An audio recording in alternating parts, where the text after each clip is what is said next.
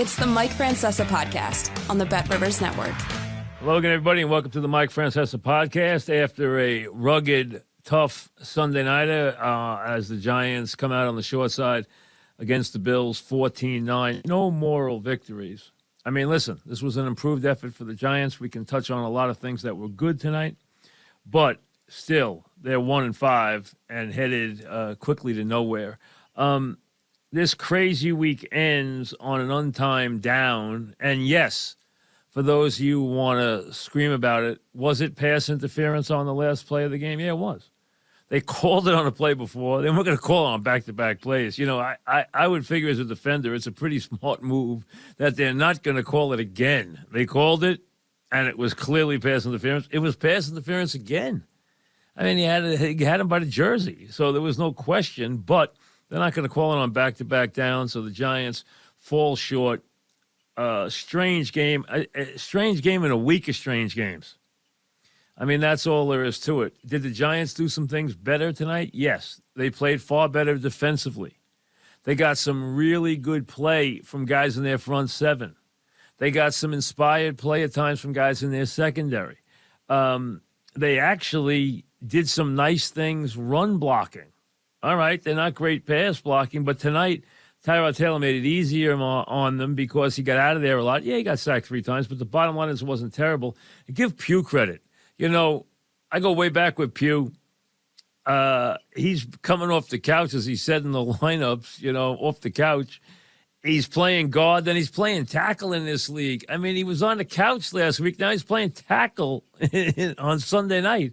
Give him credit. I mean, that's a heck of a deal. You know, that he was a solid player when he was here. You know, he was okay. Then he moved to guard and he played really well. He wasn't good at tackle, but he was okay. And then he moved to guard and he played really well. He was a Pro Bowler.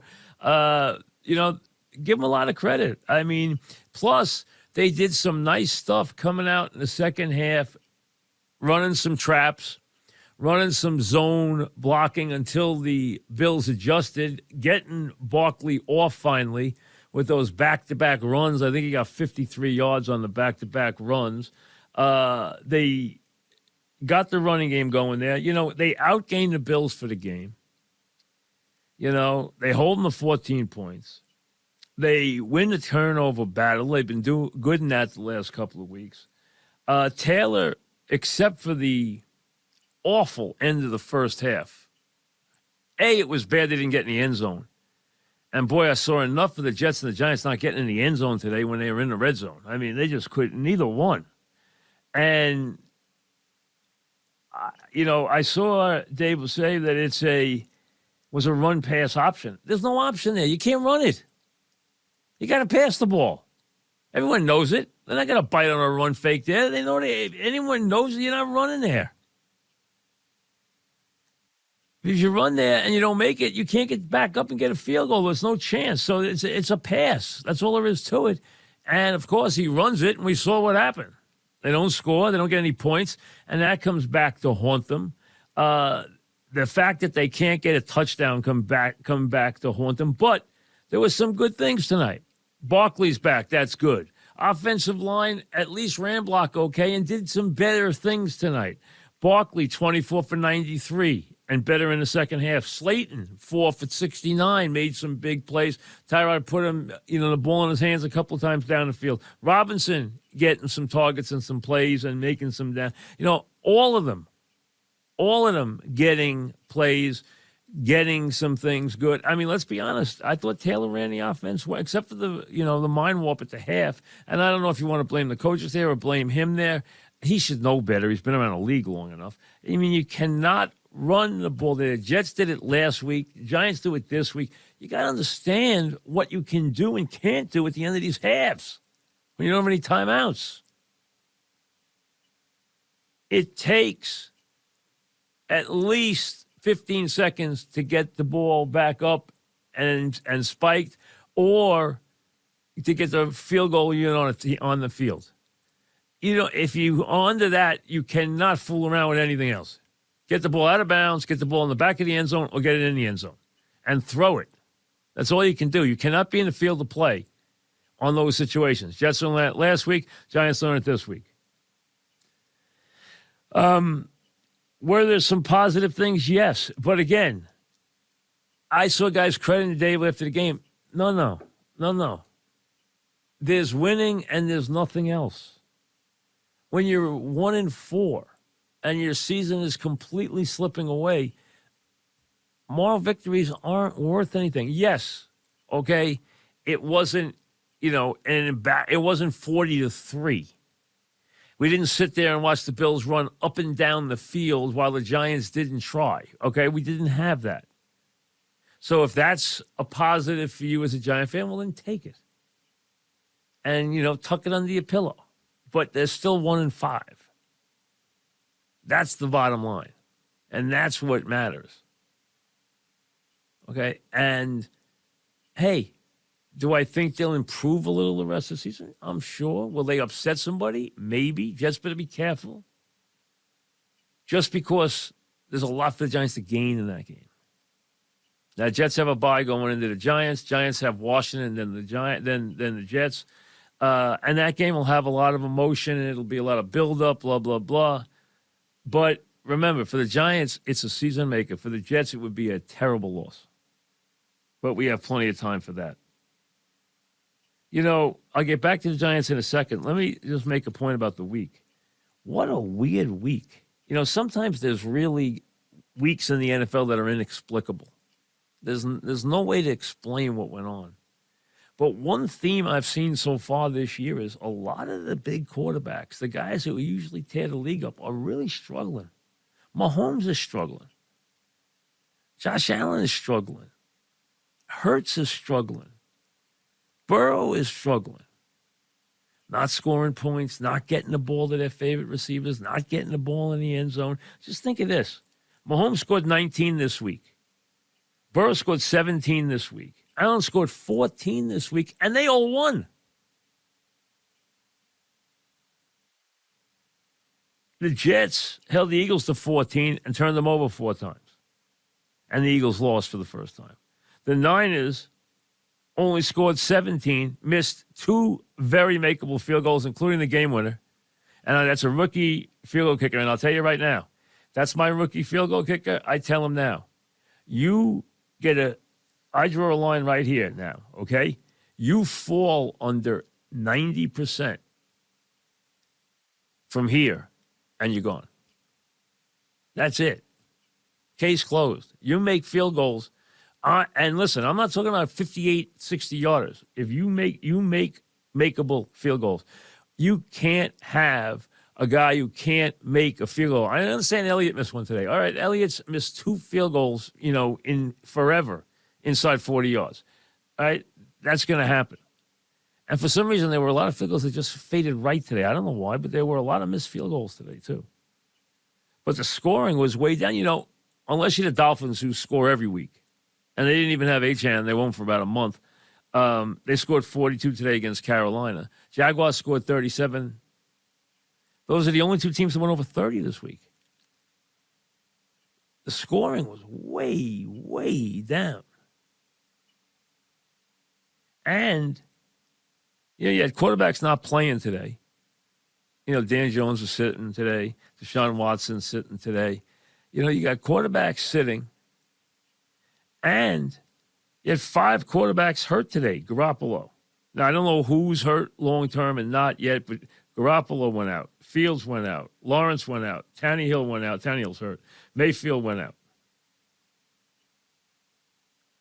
All 5 went out this week. Plus, you had McCaffrey get hurt. Samuel get hurt. Wilson got hurt for the Jets.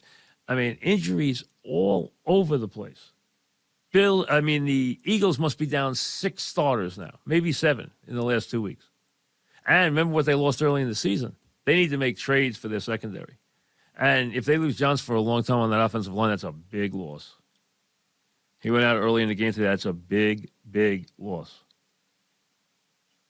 Now, back to the Giants. Did you get some things to hang your hat on? Did Taylor do some better things here? Yes, Taylor actually calmed the offense down. It's been completely chaotic. And I have felt people were too hard on Daniel Jones because the line play has been so poor. He's been under such duress, but they simplified stuff, and Taylor got rid of the ball a lot quicker and moved and made subtle moves and did things on the move, and he ran things a lot smoother tonight. Let's be fair, he did. And they got some of their playing. Well, getting Barkley back is a big key.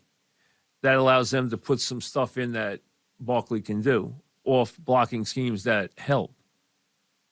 So they have to at least honor the run here now. They didn't have to do that. Now they have to. Now they get trapped, you get a kick out, and boom. You get kick out blocked, the back might be gone. And you saw some guys make some plays. That's got to happen.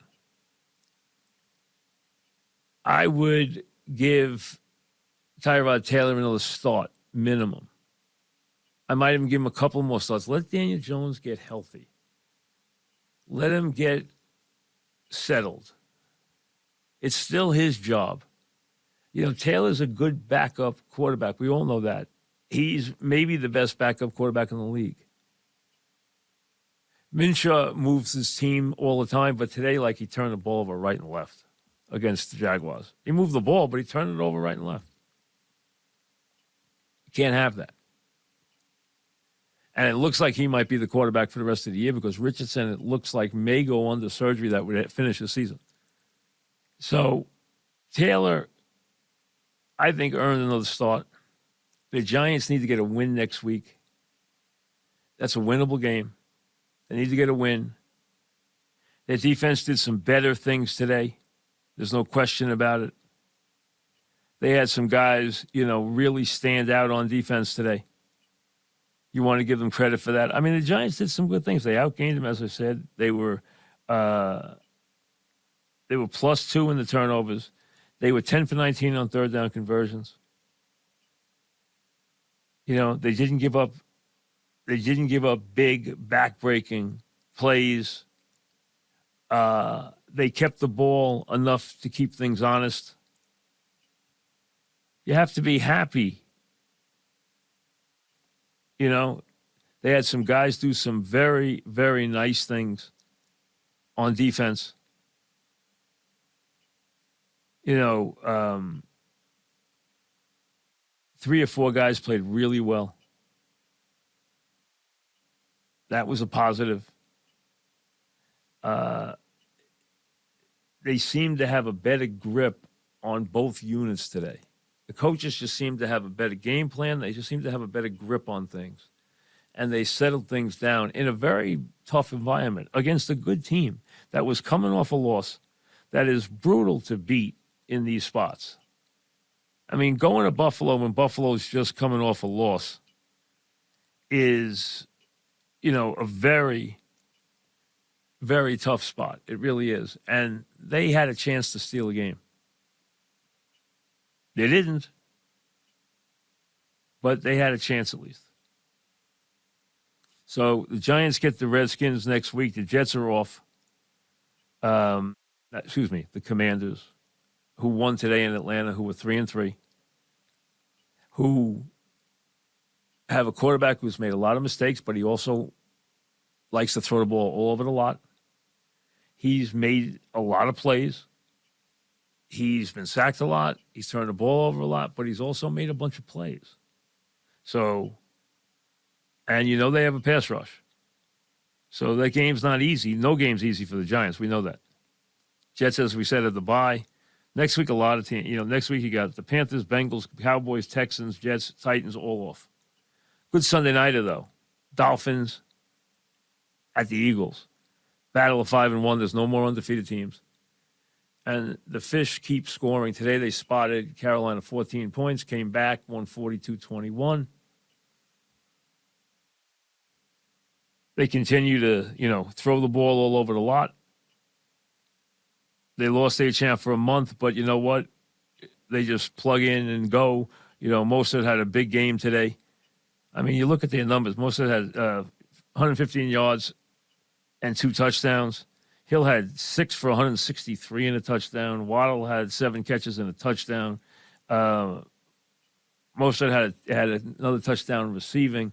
Tua was 21 of 31, had 3 touchdown passes. I mean, they just keep attacking, and scoring points in droves. We'll see how they do when they go to Philly, and Philly's secondary is really, really beat up. So I'm sure this is just not any fun. It clearly isn't for the Giant coaching staff, and you could see that let's be honest, I'm going to be honest here, they clearly had a sense of pride tonight that their team had played well. That was obvious. That was obvious in the head coach. I think he was proud of the effort tonight.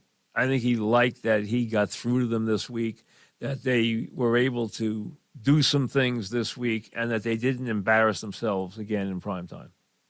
I think that was important to them, and I think that meant a lot to them, even though they lost and they're not going to celebrate or act, or pound their chest or anything.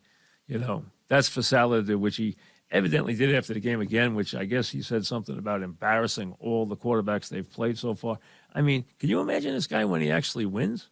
What he's going to be like with some of the stuff he says? I mean, it's a guy who has a losing record, who right now is only back to 3-3. And you would, he's got what he's got? He's got a lot of Buddy and Rex Ryan in him is what he's got. He can't help but fawn over his defense, and he can't help but spout about his defense no matter what happens in the game. Hey, we lost you. I'm going to tell you about my defense. Hey, we lost you. Look at the interceptions we got. Look at the sacks we got. Look, we beat the heck out of him. We lost. Who cares? He's got that. He has that same quality that Buddy had, same quality that Rex had, and they like to pop off. He's a lot that way, but that's a dangerous way to coach. It really is. Because you got to keep your eye on the prize. Now they're back to 3-3. And they get a week off. I can tell you about all the, quarterbacks they embarrassed for the next 10 days, which is something that some of those quarterbacks are going to store in a nice, safe place until they meet again. Boy, talk about making things tough for yourself. We'll see you in a couple of days. Thanks for listening to the Mike Francesa podcast on the Bet Rivers Network.